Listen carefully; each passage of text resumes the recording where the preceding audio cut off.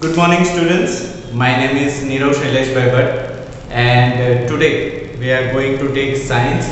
And in science, we would like to start with a chapter number 4. हम चौथे chapter से शुरुआत करना चाहते हैं. अच्छा चैप्टर है, इंटरेस्ट है.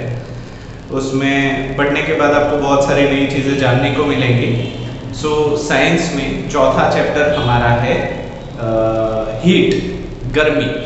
तो गर्मी के बारे में हम बहुत ही अच्छा पढ़ेंगे ताकि सारे ही बेसिक कॉन्सेप्ट आपको क्लियर हो जाए. So when we are talking about heat, जब भी हम गर्मी की बात करते हैं तो what do you mean by heat? आपको गर्मी कब होती है? तो आपने देखा होगा कि जब भी समर, देखो अभी समर चल रहा है तो आपका गर्मी से हाल बेहाल हो रहा है, ठंडी हवा नहीं आ रही है, तो आपको पता चलता है कि बहुत ज़्यादा गर्मी पड़ रही है. यस. उसके बाद आपने अगर विंटर का सीजन है तो नहाने के लिए आप पानी गर्म करते हो और उसके बाद नहाते हो, हीटर लगाते हो, गीज़र लगाते हो, तो ये भी गर्मी देती है. उसके साथ साथ कभी कभी आपने देखा होगा कि when you are cooking a food, खाना जब आप पकाते हो उसमें भी आपको गर्मी की ज़रूरत होती है, तो उसके लिए आप गैस का इस्तेमाल करते हो. हाँ या ना? कपड़ों को आयरनिंग करने के लिए, कपड़े को इस्त्री करने के लिए भी आप गर्मी इस्तेमाल करते हो. तो आप ये सारी हीट को जब आप कंबाइन करते हो, you will come to know that कि ये सारी हीट के सोर्सेस अलग अलग हैं.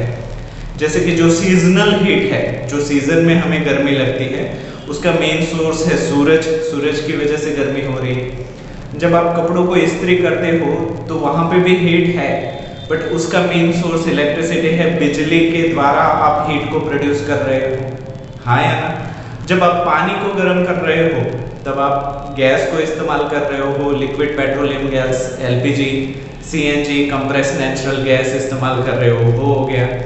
या फिर आप लकड़ी इस्तेमाल कर रहे हो, कोल इस्तेमाल कर रहे हो, पेट्रोल, डीजल, ये सारी चीज़ें भी आप गर्मी प्रोड्यूस करने के लिए इस्तेमाल कर रहे हो. तो सारी की सारी गर्मी एक फॉर्म से दूसरे फॉर्म में आप देख पा रहे हो. There is one form and there is another form of heat. तो हीट के और भी ज़्यादा सोर्सेस है, जैसे कि आप खुद घर पे बैठे बैठे भी हीट प्रोड्यूस कर सकते हो. कैसे? अपने दोनों हाथों को ज़ोर से ऐसे घिसोगे तो आप देखोगे कि आपके हाथ में गर्मी प्रोड्यूस हो रही है, तो वो भी एक फॉर्म ऑफ हीट है. यहाँ पे उसका जो सोर्स है वो आपके मसल फोर्स है. मसल का जो सोर्स है वो आपका खाना है, प्रोटीन है, न्यूट्रिशन है. तो यहाँ पे हीट आप अलग अलग तरीके से प्रोड्यूस कर रहे हो. तो इस चैप्टर में हीट से रिलेटेड बहुत सारे सवाल, उसको अगर हमें मेजर करना है तो कौन से यूनिट में मेजर करेंगे? किसी को चलना हो तो मीटर में करते हैं, कोई अगर दौड़ रहा हो तो मीटर पर सेकंड में करते हैं, यहाँ तक कि टेम्परेचर हो तो डिग्री सेल्सियस में कर सकते हैं. तो हीट का और टेम्परेचर का कोई रिलेशन है या नहीं? हीट को मेजर कैसे कर सकते हैं? हीट की वजह से हमारे सराउंडिंग में क्या क्या फर्क पड़ता है? पानी पे गर्मी का क्या फर्क पड़ता है? गर्मी का इंसानों पे, पौधों पे, ये सारी चीज़ें हम इस चैप्टर में कवर करने वाले हैं. तो अभी मैं वीडियो थोड़ी देर के लिए पॉज कर रहा हूँ ताकि हम एक बहुत ही अच्छा एक्सपेरिमेंट कर पाए जिससे रिलेटेड आपको हीट से एक नई चीज़ एक्सप्लोर होगी, नई चीज़ जानने को मिलेगी. सो थोड़ी देर के लिए आप इस वीडियो को चाहो तो फिर से देख लो या फिर थोड़ा सा ब्रेक ले लो. पॉज कर रहा हूँ ताकि मैं एक एक्सपेरिमेंट आपको समझा सकूँ. तो चलिए, हीट के बारे में तो we have discussed a lot, हमने बहुत सारी बात कर ली. But what do we have as a heat? वो गर्मी एक्चुअली गर्मी है या नहीं? जो ठंडी है वो एक्चुअली ठंडी है या नहीं? व्हाट आई मीन टू से इज कि जो ठंड है वो गर्मी की एब्सेंस तो नहीं है, और जो गर्मी है वो हीट का ज़्यादातर हिस्सा तो नहीं है. और क्या गर्मी और ठंडी रिस्पेक्टिव होती है, मतलब एक के कंपैरिजन में दूसरा है या नहीं, इस तरीके की होती है? यही सारे सवालों के लिए एक एक्सपेरिमेंट हम अच्छा सा करते हैं. तो बोर्ड पे मैं चाहता हूँ कि आप सभी अपना ध्यान फोकस करें. मैं थोड़ा सा फोकस कर देता हूँ ताकि आप सभी को क्लियरली पिक्चर दिखाई दे. तो आप ध्यान से देखेंगे तो यहाँ पे मैंने 4 कंटेनर्स रखे हैं जिसके अंदर मैंने अलग अलग पानी रखा हुआ है. अलग अलग पानी अंदर मतलब दूसरा पानी नहीं, सारे पानी है बट हीट अलग अलग है. कुछ पानी गर्म है, कुछ पानी ठंडा है. जैसे कि यहाँ पे लेफ्ट वर्ड्स जो आपको लाल कलर का पानी दिख रहा है दैट इज वार्म वाटर।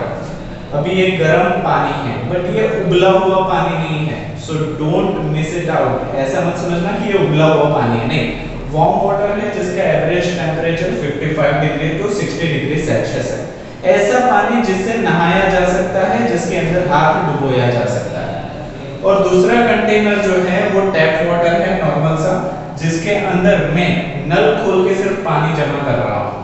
तो ये समझ लीजिए कि ये टैप वाटर रूम टेम्परेचर के बराबर है। हमारा रूम टेम्परेचर माना जाता है 27 डिग्री सेल्सियस। तो इस कंटेनर के अंदर जो भी पानी भरा हुआ है मान के चलिए कि वो 27 डिग्री सेल्सियस टेम्परेचर का है। तो अभी एक्सपेरिमेंट देखो किस तरीके से करते हैं। मैं क्या कर रहा हूँ, मैं अपना हाथ ये जो वार्म वाटर है उसके अंदर डाल रहा हूँ। अभी क्या गुनगुना सा लग रहा है, मजा भी आ रहा है, चलो अच्छा पानी है।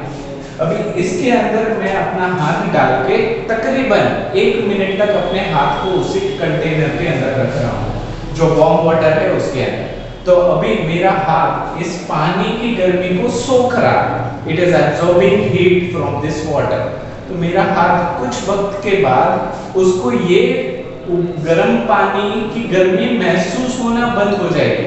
My hand will get comfortable in this container। इस बर्तन के अंदर मेरा हाथ कंफर्टेबल हो जाएगा, उसके बाद उसको गर्मी लगना बंद हो जाएगी। अभी जैसे ही इस कंटेनर से 1 या 2 मिनट के बाद मैं अपना हाथ बाहर निकाल लेता हूँ और इस दूसरे कंटेनर के अंदर जिसमें नॉर्मल टैप वाटर है, किसी भी नल का पानी मैंने यहाँ पे भरा हुआ है, उसके अंदर जब मैं अपना हाथ डाल रहा हूँ तो अभी मेरे हाथ को ठंडी लगेगी या गर्मी लगेगी?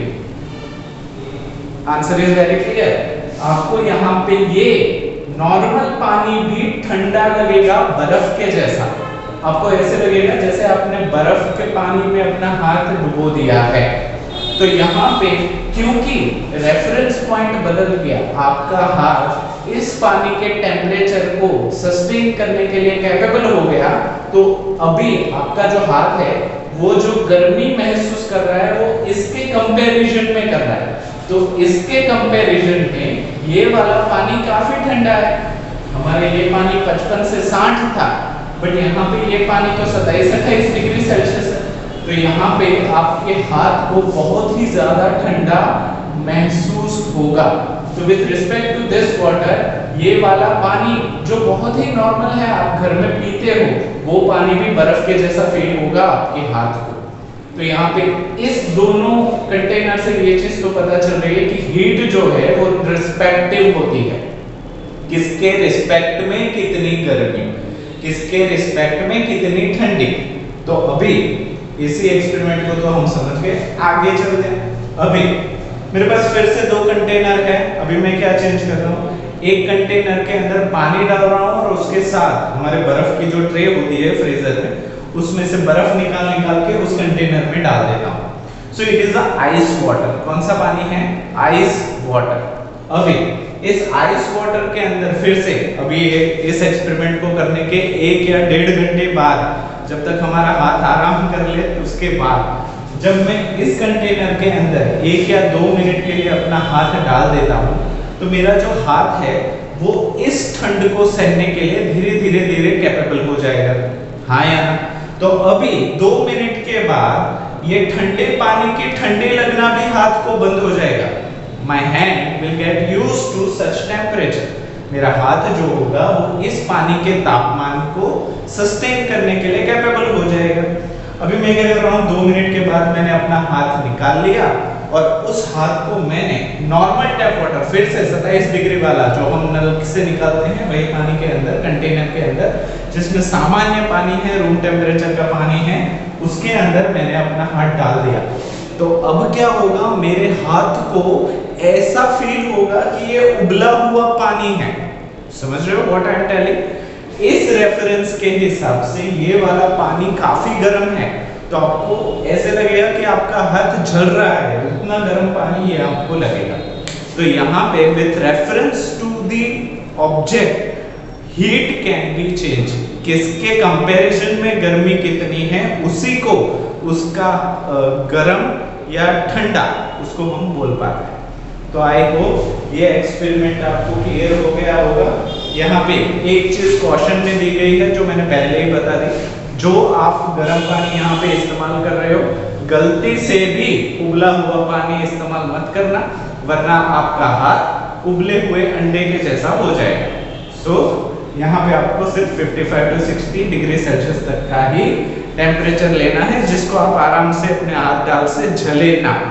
तो अभी मैं वीडियो पॉज कर रहा हूँ और अभी हम आगे बात करेंगे टेम्परेचर के बारे में। चलो, एक्सपेरिमेंट भी हमने कर लिया।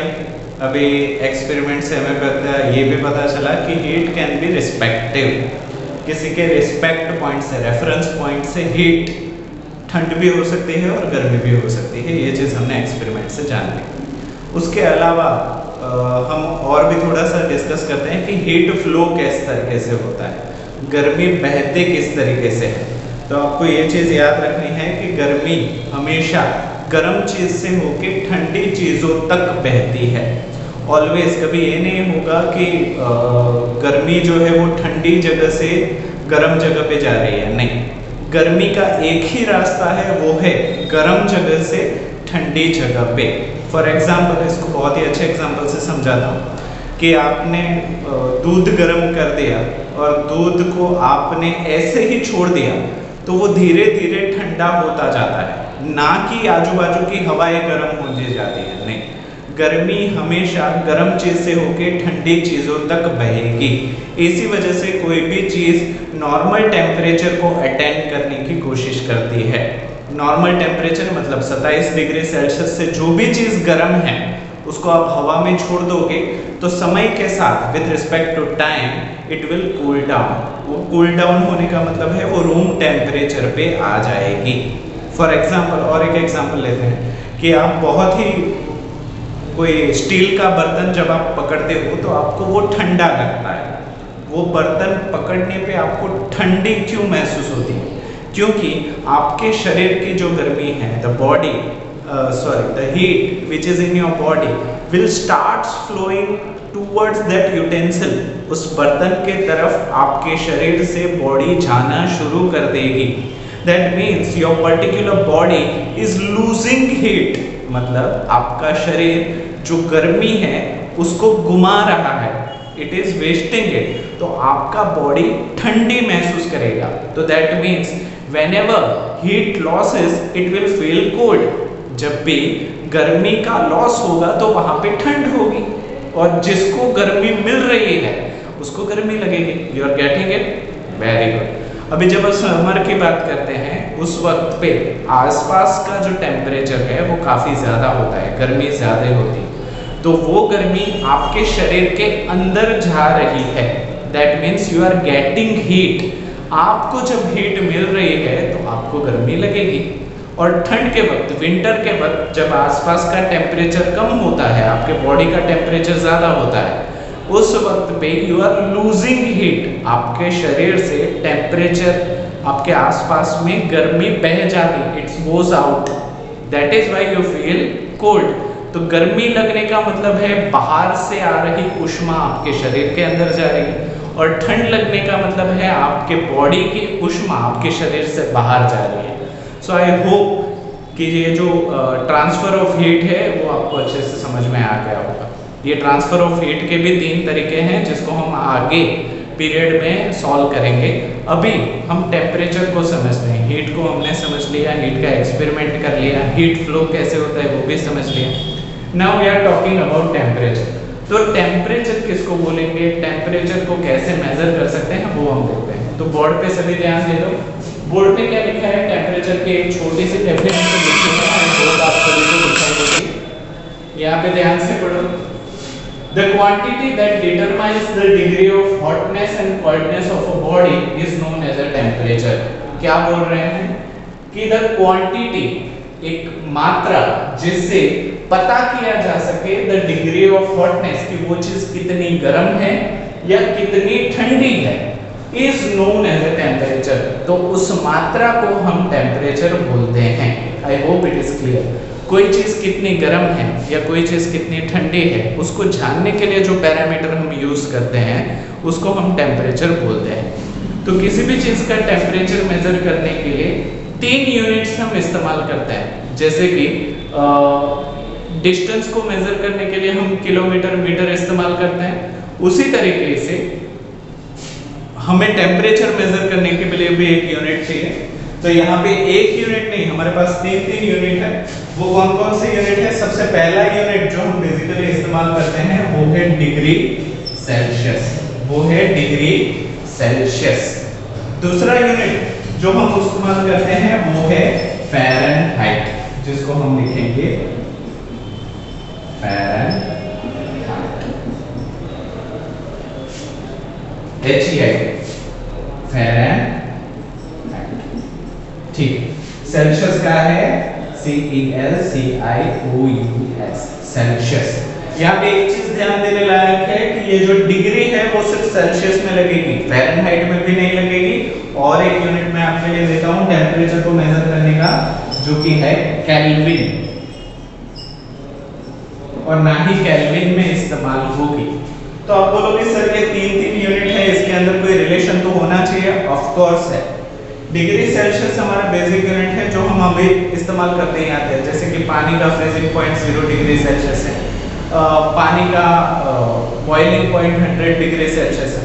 तो ये सेल्सियस और फ़ारेनहाइट के बीच में क्या रिलेशन है, सेल्सियस और केल्विन के बीच में क्या रिलेशन है, ध्यान से सुनो। अभी जब भी कोई चीज डिग्री सेल्सियस में दी गई है और आपको उसको केल्विन में कन्वर्ट करना है, तो आपको कुछ नहीं करना है, उसके अंदर 273.15, ये 0.15 नहीं करोगे, 273 को याद करोगे तो भी चलेगा। ठीक है, ये 0.15 एक्यूरेसी के लिए, अगर आपको रहता है तो ठीक है, नहीं रहता है तो कोई बादल नहीं बरसने वाला। सो 273 उसके अंदर आप ऐड कर दोगे तो वो आपका केल्विन टेम्परेचर है।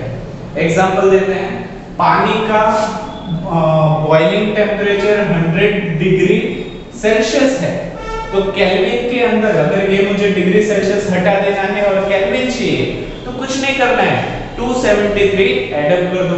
तो 100 प्लस 273 कितना होता है? 373 केल्विन। हो गया, कितना आसानी था। 273 ऐड करो, डिग्री सेल्सियस को केल्विन बनाओ, हो गया कि नहीं? Very good. अभी ये जो फ़ारेनहाइट है ना, वो थोड़ा सा आपको परेशान कर सकता है। क्यों? क्योंकि फ़ारेनहाइट के लिए एक फॉर्मूला है जो मैं आपको दे रहा हूँ। अभी डिग्री सेल्सियस में से फ़ारेनहाइट बनाना है तो क्या करेंगे? तो मान लो कि डिग्री सेल्सियस दिया गया है, मैं एक एग्जांपल भी ले देता हूँ, 35 डिग्री सेल्सियस। कितना लिया मैंने? 35 डिग्री सेल्सियस। उसको मुझे अगर फ़ारेनहाइट में कन्वर्ट करना है तो एक फॉर्मूला है, और वो है डिग्री सेल्सियस इनटू 9/5 प्लस 32, है कि नहीं? अभी डिग्री सेल्सियस यहाँ पे देखो, इसको मैं सॉल्व करके भी आपको देता हूँ ताकि आपको थोड़ा भी कंफ्यूजन ना रहे। तो देखो 35 डिग्री सेल्सियस था, उसको हम फ़ारेनहाइट में कन्वर्ट कर रहे हैं ये वाले फॉर्मूला से। तो ये वाला फॉर्मूला तो हमारे पास आ गया। अब ये जो फिल इन द ब्लैंक्स है ना, उसमें जो डिग्री सेल्सियस दिया है उसको ले लो। तो ये हो गया 35 × 9/5 प्लस 32। अभी बोर्ड मास के रूल के हिसाब से सबसे पहले तो हमें क्या करना पड़ेगा? Bracket, order, multiply, division, addition and subtraction, BODMAS का रूल शायद आप सभी को पता हो। तो यहाँ पे देखो 5 7 जा 35 हो रहा है कि नहीं? डिवीजन सबसे पहले करना था, डिवीजन के बाद करना है मल्टीप्लिकेशन। 7 9 से कितना हो जाता है? 63। Very good. प्लस 32, तो 63 प्लस 32, 3 और 2 हो गए 5 और 6 और 3 हो गए 9, तो 95। अभी 95 है, उसका यूनिट बदल गया है, जो पहले डिग्री सेल्सियस था 35, इसके लिए हो गया फ़ारेनहाइट, है कि नहीं? तो आई होप डिग्री सेल्सियस से केल्विन आप कर सकते हो 273 ऐड करके, और डिग्री सेल्सियस में से फ़ारेनहाइट में कर सकते हो 9/5 प्लस 32 करके कर सकते हो कि नहीं?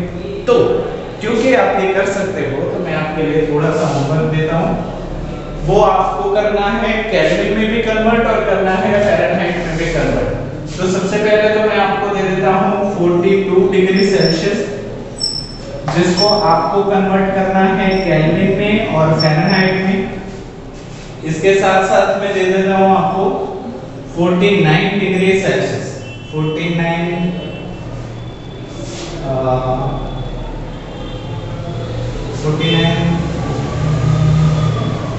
मैं दोनों ही चेंज कर देता हूँ, मैं आपको दे देता हूँ 40 डिग्री सेल्सियस और 50 डिग्री सेल्सियस। तो काम पे लग जाओ, इन दोनों को चेंज कर दो, फ़ारेनहाइट में भी और केल्विन में भी, और होने के बाद मुझे बता। तो आज के लिए बस हम इतना ही रखते हैं। नेक्स्ट पीरियड में हम कौन कौन से डिवाइसेस हैं जिससे हम टेम्परेचर मेज़र कर सकते हैं उसको देखेंगे बड़ी बारीकी से और बहुत ही अच्छे से समझेंगे। तो आज के लिए बस इतना ही, अभी हम नेक्स्ट पीरियड में फिर से मिलेंगे। Till then thank you so much बेटा।